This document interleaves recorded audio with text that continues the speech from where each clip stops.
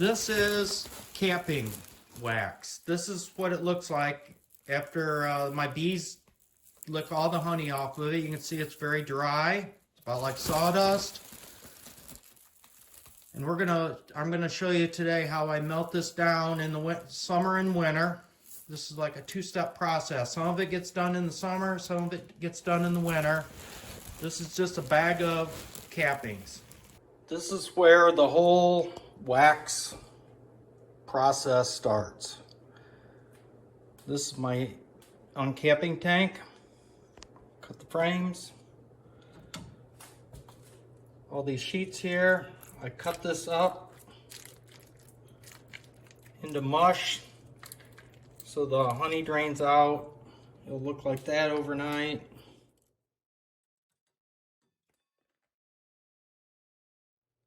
After draining overnight, it kind of looks like this. You can see it's fairly dry. From there, it goes into my wax spinner where centrifugal force dries it some more. Honey comes out the bottom into a bucket. I get about 2.5 buckets a year from the wax spinner. After the wax spinner, I put it in old food trays, these disposable aluminum trays. Only at Myers Honey, they're not disposable, they're reusable. So we put it in here, and I've got quite a collection, probably about a dozen there. And I'll take all these out, put them in under a shade tree so the sun doesn't shine on it, and let the bees finish getting any honey that's left in here. There is a little bit left. You can see it's pretty doughy, kind of like cookie dough. But the bees will clean that up. I don't want to put it in the sun because it will melt together in a big lump. Put it in the shade. That'll be in the next part of the video.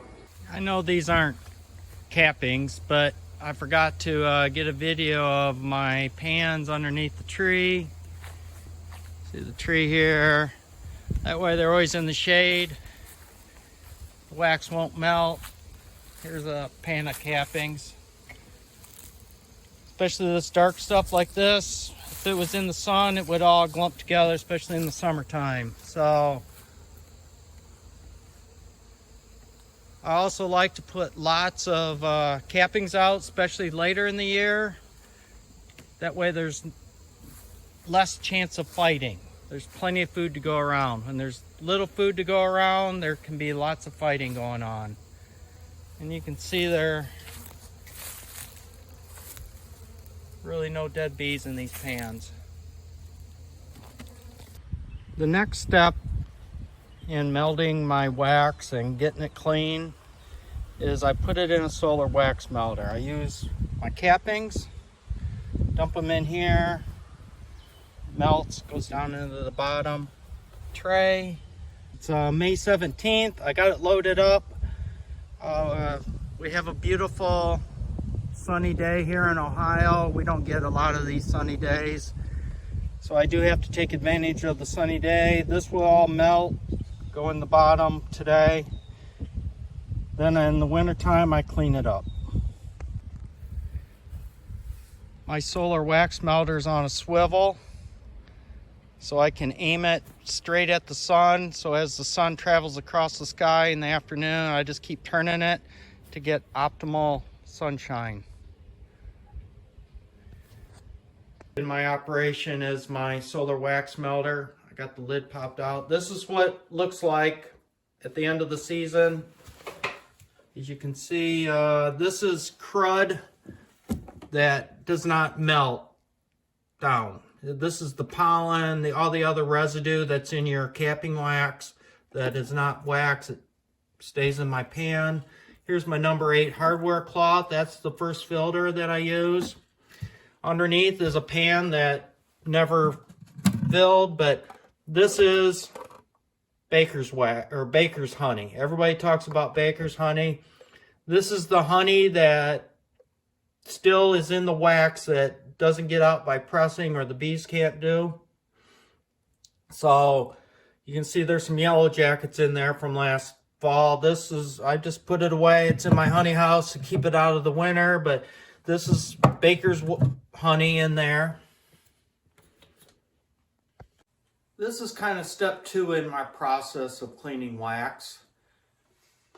I have a double boiler here, and I got wax melting in the top. I still have a chunk here. I heat the water down below. I usually have it in a slow rolling boil, not boiling too hot. I just want it to melt slowly. The blocks I put in come out of my solar wax melter, and this is what solar wax melter in a meatloaf pan look like. I just strain it with number 8 hardware cloth the first time. I tried using cheesecloth, but it always clogged up. I didn't get enough sun on it. If I could get more sun, maybe I would use it. Here's just a drop, still after having the bees clean it in every way possible. You still get some honey in there. Here, because of the great daylight in northwest Ohio in the summertime, was probably a partly cloudy day. The wax starts melting, sun goes under a cloud, it cools off. It's not a nice pour, so it's got honey trapped in the middle here. The dark is honey that is coagulated inside the wax where it didn't separate out due to warming, cooling, and never melting in one nice chunk. This is, ideally I like it when the whole tub melts into one block. But it doesn't always happen.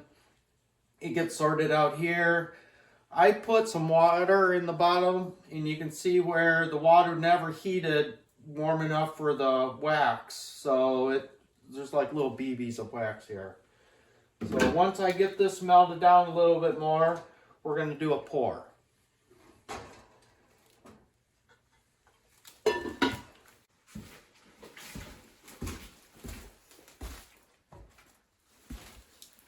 My preferred method of cleaning wax is to use nylon cheesecloth. This is a nylon material. We originally bought it at a bee supply store, but I'm pretty sure you can buy it like at Joann Fabrics or any of the fabric stores. It's nice. It cleans up real well. Here's a brand new piece that we have hemmed up. I also strained honey with this same cheesecloth material. You can see it's very thin.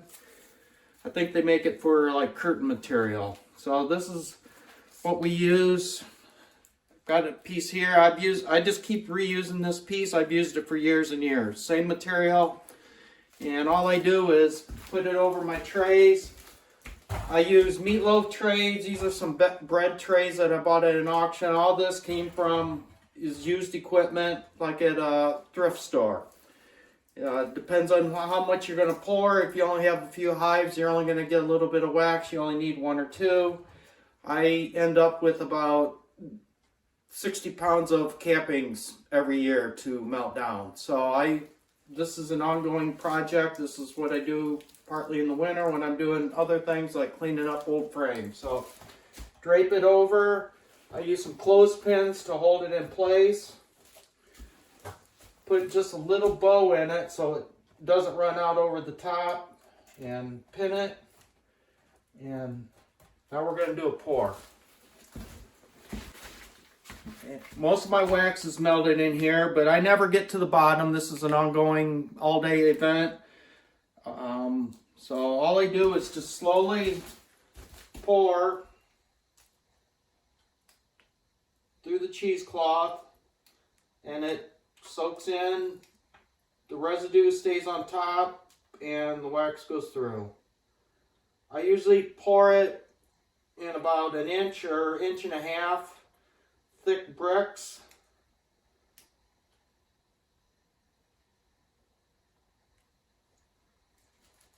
Pour that out, let it strain through.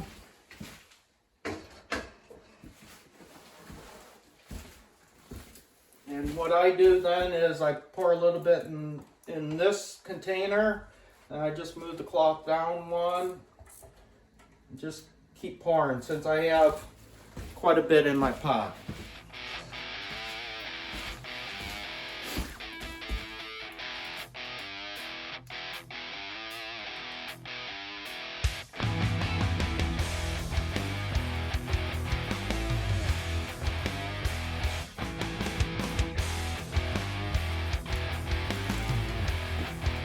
You want to be careful with this wax. Remember, this wax is hot, it gets on you, it's going to burn you.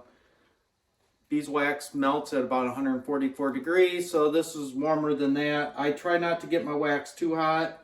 I never get to the bottom of my pan here until I get to the very end.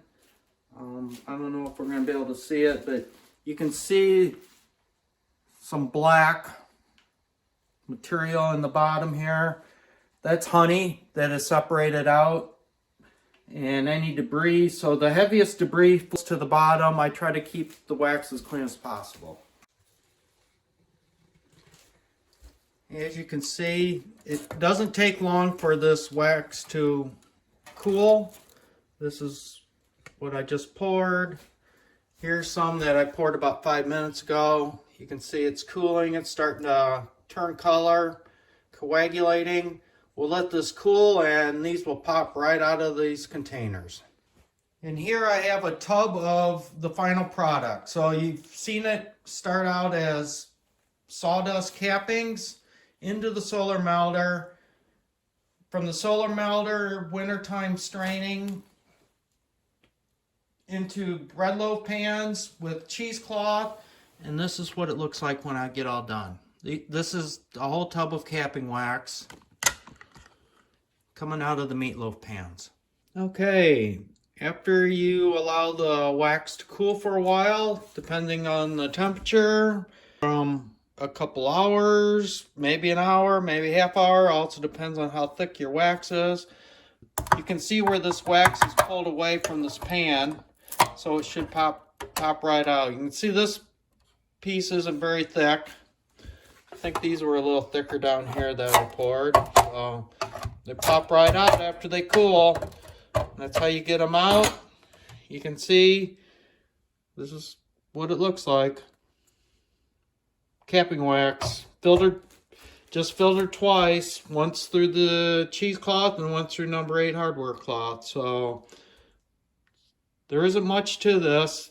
It's not rocket science. You don't have to make it real difficult. It pours out. Now I'll just pull my filter back down here and keep filtering. A couple of things that you should be careful with is the water that you use for your double boiler. After you pour wax out of any container, even this round one or a pitcher like this, there's always some wax that will run down. Some wax that will run down in here, and the next time you put it in your water, that wax gets in your water. All this white stuff on my pot here, this is a mixture of wax and water. It'll flake off, but when it drips on your floor, it will stick like wax. So all you men out there, don't do this in your wife's kitchen. Also, you can see I've been pouring wax out of this for about a week now, and this is just thick honey that didn't come out of the wax, so it always stayed at the bottom of my pan. I poured off the top. You can see where I chipped this loose for the last time when I had it propped up. I always use a double boiler system. Boil water, put my pot on top. If I'm using big pieces, if I'm melting little pieces to like make candles or something, that's one of the reasons I like using small, thin pieces, not those big 5-pound chunks, because it takes too long to melt. Put that in here, put some water in. I use a smaller pan for that. You can see the pan floats in there, heats the water. You won't burn your wax. Remember, wax will burn if you get it on the stove or on a burner. So I always use water. Since most of you will be doing small quantities of wax, what I like to do is melt these thin ones down. You know, this is about 1/2 inch thick. I melt it down. Again, I don't get to the bottom of my pan. But what I do is I put it in my molds just enough to cover the bottom of the pan. And I end up with sheets like this. And what I like to do with this is when I make lip and hand balm, I use a weight measurement. And I can snap these off at any weight that I want. I can snap real little pieces off. When it's thin like this, it also melts a lot quicker in your pan in these little pieces. So what I do is I re-pour the like 1/2 inch thick ones and make like 1/8 of an inch.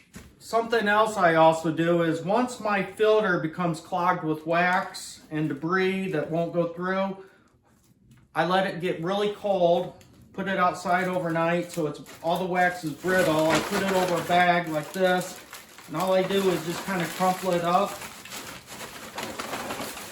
and